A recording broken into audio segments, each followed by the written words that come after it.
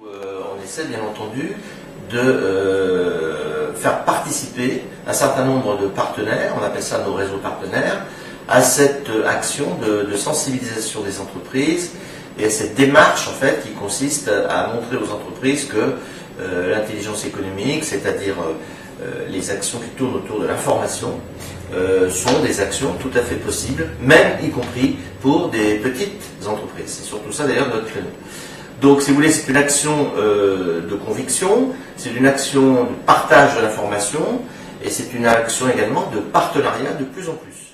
Les experts comptables, donc, on a développé un partenariat qui est qualifié maintenant d'ailleurs d'exemplaire, en ce sens que, effectivement, les experts comptables sont 18 000 en France, sont de très bons relais par rapport évidemment aux entreprises, qui sont quand même leurs clients. Les experts comptables ont développé, on a fait d'ailleurs un développement commun, un outil qui s'appelle l'outil d'autodiagnostic de l'intelligence économique, qui permet en fait, tout simple, qui permet à une entreprise de se positionner en matière de pratique de l'intelligence économique. Alors, de manière extrêmement simple, dans l'outil en question, en fait c'est une suite de questions qui touche à la fois les côtés soutien à la compétitivité, donc l'offensif, et puis les côtés également protection de l'information, ce qui autrefois avait le nom de défensif.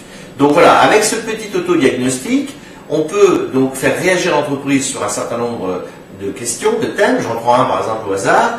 On demande à l'entreprise, eh bien l'entreprise a-t-elle une pratique de la veille? Voilà, donc ça permet de savoir si l'entreprise a déjà par exemple des outils de veille. Alors des outils de veille, ce n'est pas forcément des outils très onéreux, très professionnels. Ça peut être par exemple une très bonne utilisation des fils RSS ou bien de Google, des choses, vous voyez, extrêmement basiques, puisqu'on est encore une fois chez les petites entreprises. Mais ça peut être aussi, est-ce que l'entreprise a une stratégie de protection par exemple de son innovation? Et là on touche les brevets.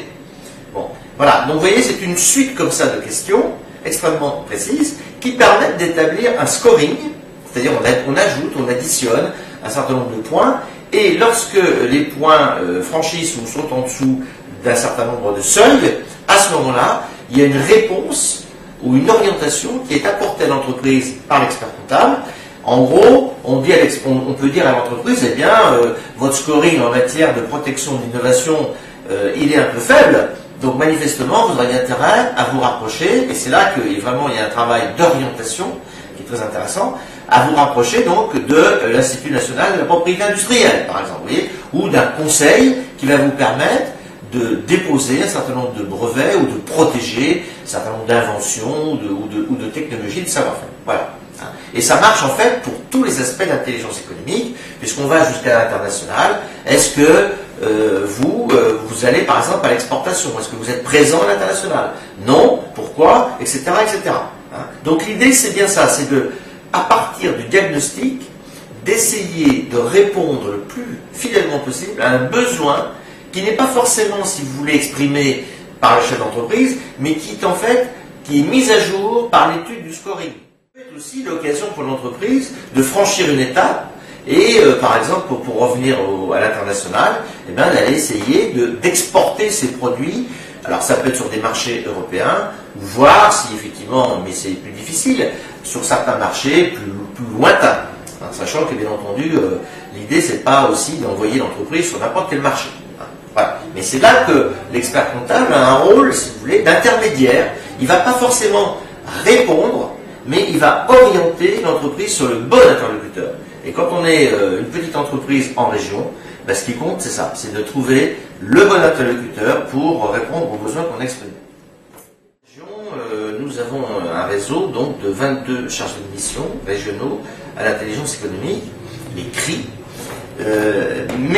Si vous voulez, ces agents s'intègrent dans les services déconcentrés de Bercy, et notamment dans une nouvelle direction qui elle-même est le résultat d'une fusion de 8 directions de Bercy, qui touche aussi bien les aspects innovation, les aspects industriels, les aspects commerce extérieur, les aspects concurrence, consommation, etc. Ça s'appelle les directs, et nos chargés de mission sont positionnés dans cette direction, au cœur du développement économique. Et alors, ces chargés de mission, donc, ils ont pour vocation, effectivement, bien sûr, de sensibiliser les entreprises en participant à des colloques, à des manifestations, d'aller voir les entreprises sur place, mais aussi de travailler en concertation et en association avec les autres partenaires, qui sont effectivement très nombreux au niveau régional. Vous avez les partenaires, par exemple, les partenaires qui viennent ou qui sont mis en place par les régions, des agences de développement économique, par exemple, mais vous avez aussi tous les acteurs consulaires, les chambres de commerce, les chambres de métiers, d'artisanat, plus des émanations des syndicats professionnels, plus par exemple le MEDEF local, la CGPME, etc. Donc vous voyez un territoire, un horizon extrêmement encombré, et notre chargé de mission joue aussi le rôle d'orientateur, de décodeur. Donc son boulot, c'est de décrypter ce que je viens de décrire, c'est-à-dire ce paysage extrêmement complexe pour une entreprise, décrypter le paysage et guider l'entreprise jusqu'au bon interlocuteur.